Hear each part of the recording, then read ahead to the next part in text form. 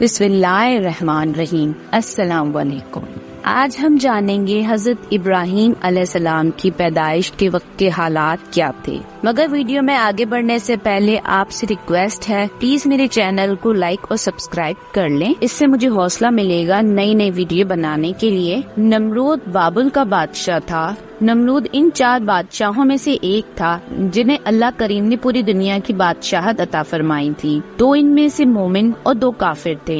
مومنوں میں حضرت ذوالقرنین علیہ السلام، حضرت سلیمان علیہ السلام تھے، جبکہ کافروں میں سے نمرود اور بخت نظر تھا۔ بعض روایت میں چوتھا شداد تھا جس نے خدائی کا دعویٰ کیا تھا۔ عدن کے جنگلات میں جنت بنوائی، اس حوالے سے میں آلریڈی ویڈیو بنا چکی ہوں، ویڈیو کے اینڈ اسکرین میں آپ کو مل جائے گی وہ ویڈیو۔ نمرود کی بادشاہت 400 سال تک رہی۔ یہ باغی اور سرکش اور جابر بادشاہ تھا اور اپنے تکبر میں خود کو خدا سمجھ بیٹھا اور اپنے رب ہونے کا دعوے دار بن بیٹھا۔ جب اندھیرا ہی اندھیرا کفر نے ہر سمت پھیلایا تو حضرت ابراہیم علیہ السلام کو رب نے مبعوث فرمایا۔ نمرود ایک رات اپنے خدائی قلعے کے محل سرا میں سو رہا تھا کہ اس کو ایک عجیب و غریب خواب نظر آیا۔ وہ یہ کہ اس کے دارالحکومت شہر بابل کی ایک جانب افق سے بہت بڑا روشن ستارہ نکلتا ہے جس کی روشنی سے چاند اور سورج بھی ماند ہو جاتے ہیں، اور پھر وہ ستارہ رفتہ رفتہ تمام آسمان پر چمکتا ہوا چھا جاتا ہے۔ تو نمرود نے اس وقت اپنے تمام وزیروں کو جمع کیا اور کہا جلدی سے نجومیوں اور کاہنوں کو بلاؤ۔ چنانچہ وہ سب محل میں آ گئے، جن کو مخاطب کر کے نمرود نے کہا میں نے ابھی ایک خواب دیکھا ہے جس سے میں خوف زدہ ہو رہا ہوں، اور وہ یہ ہے کہ میرا شہر بابل کی ایک سمت سے روشن ستارہ نکلا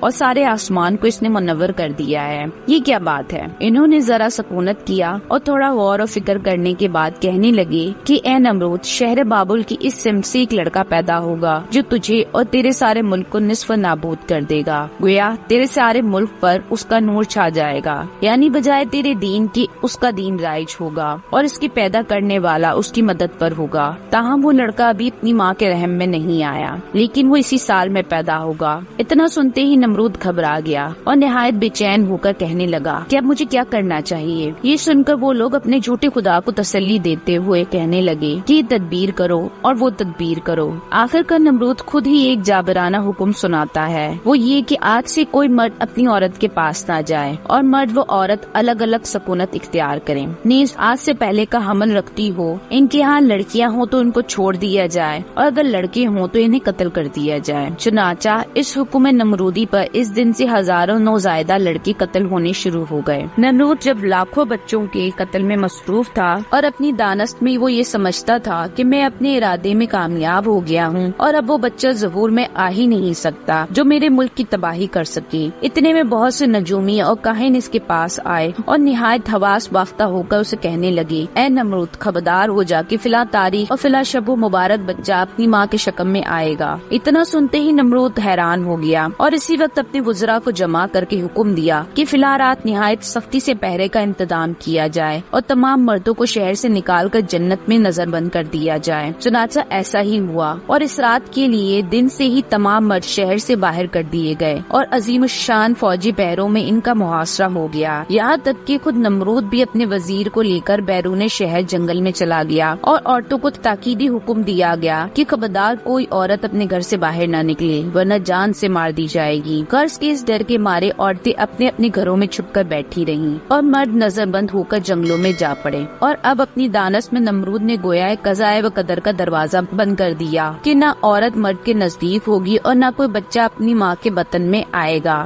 لیکن نمرود کے سر پر اللہ نے اپنا حکم قضاء و قدر جاری کیا، جیسا کہ ارشاد باری تعالیٰ ہے۔ ترجمہ: کیونکہ اللہ رب العزت قادر مطلق ہے، وہ کہتے ہیں نا پھر بھلا وہ شمع کیوں بجھے جسے روشن خدا کرے۔ نمرود نے بھی لاکھ جتن کیے مگر اللہ تعالیٰ نے سیدنا ابراہیم علیہ السلام کی پیدائش فرمائی اور آپ نے نمرود کے ایوانوں میں کلمہ حق بلند فرما دیا، اور آپ کی زندگی کا ہر واقعہ ہی اللہ تعالیٰ کی قدرتوں کا مظہر ہے۔ ادھر قدرت خداوندی نے اپنا کام کیا، ادھر جنگلوں میں نجومی جو اپنی کتابیں لیے بیٹھے تھے انہوں نے ایک دم چیخنا شروع کر دیا اور کہا اے بادشاہ، کیا خواب تو نے انتظام کیا اور رحم مادر میں آنے سے اس نوری فرزند کو تو نے کیا روکا ہے؟ دیکھ اسی ساتھ وہ بچہ اپنی ماں کے حمل میں آ گیا۔ اور یہ سن کر نمرود اپنا سر پیٹنے لگا اور سخت غصے میں آ کر حکم دیا کہ آج سے بچوں کے قتل میں اور زیادہ کوشش کی جائے اور نام لینے کو بھی کوئی لڑکا باقی نہ چھوڑا جائے۔ اس پر نجومیوں نے کہا اے نمرود تو لاکھ کوشش کر، وہ فرزند ضرور پیدا ہو کر رہے گا اور تیرا ملک غرق کر کے رہے گا۔ حضرت ابراہیم علیہ السلام کی والدہ محترمہ کا نام لونا تھا اور ان کے والد کے نام میں 2 آرائی ہیں۔ توریت میں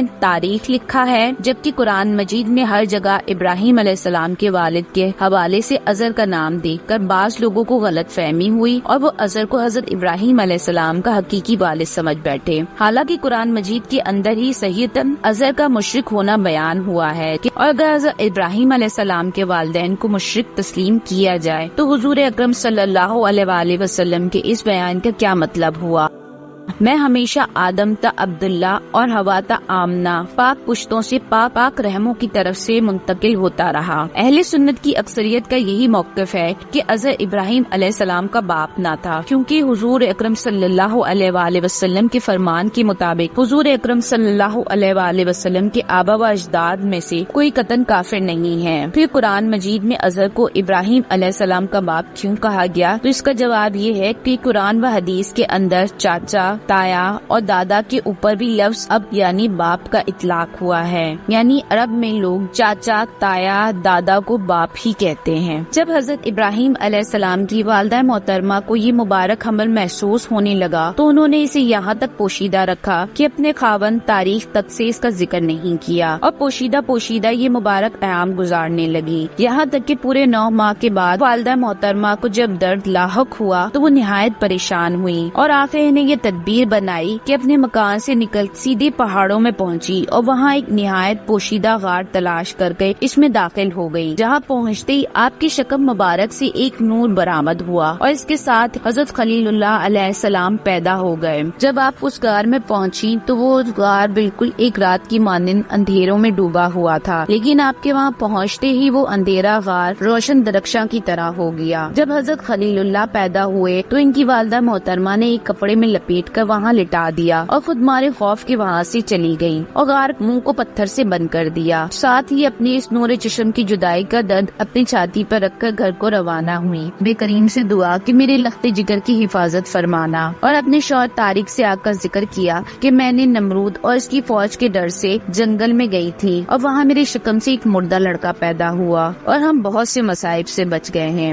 آپ کی والدہ محترمہ کو جب موقع ملتا تو آپ فوراً اس غار پہ پہنچتی اور پتھروں کو غار کے منہ سے ہٹاتی اور فرزند کو وہاں ہنستا اور کھیلتا ہوا پاتی، جن کی پرورش کی یہ کیفیت تھی کہ ایک انگلی سے دودھ اور دوسرے سے شہد جاری رہتا تھا۔ سیدنا ابراہیم علیہ السلام کی اس عجیب انداز سے پرورش دنیا کے لیے بڑا عجیب واقعہ ہے۔ اللہ تبارک تعالیٰ جسے جہاں جس وقت اور جتنی روزی چاہے دے سکتا ہے، وہ خالق و رزاق و مالک ہے۔ حضرت عبداللہ ابن عباس علی عنہ سے روایت ہے کہ جناب رسول اللہ صلی اللہ علیہ وآلہ وسلم نے فرمایا، حضرت ابراہیم خلیل اللہ کی پرورش اللہ نے اپنی قدرت کاملہ سے اس طرح فرمائی کہ ایک روز میں آپ ایک مہینے کے برابر نشو و نما پاتے تھے۔ تا بھر میں ایک مرتبہ والدہ محترمہ غار میں جاتی اور ان کو دیکھ کر آنکھیں ٹھنڈی کراتی۔ پھر ایسا ہونے لگا کہ جب وہ غار سے نکلتی تو خود بخود ایک بہت بڑا عالیشان پتھر ہوا میں اڑ کر آتا اور غار کا منہ بند کر دیتا، اور جب والدہ محترمہ تشریف لاتی تو وہ پتھر ان کی صورت دیکھ کر خود بخود وہاں سے سرک جاتا اور غار کا منہ کھول دے۔ حضرت ابراہیم علیہ السلام اس غار میں 13 سال رہے۔ پھر ایک دن آپ نے اپنی والدہ محترمہ سے کہا مجھے بھی شہر لے جائیں، تو وہ بولی کہ شہر میں تمہارے لیے خطرہ ہے، مگر جب رات ہوئی تو آپ غار سے باہر نکل آئے اور شہر پہنچ گئے اور اپنے چاچا ازر کے پاس چلے گئے۔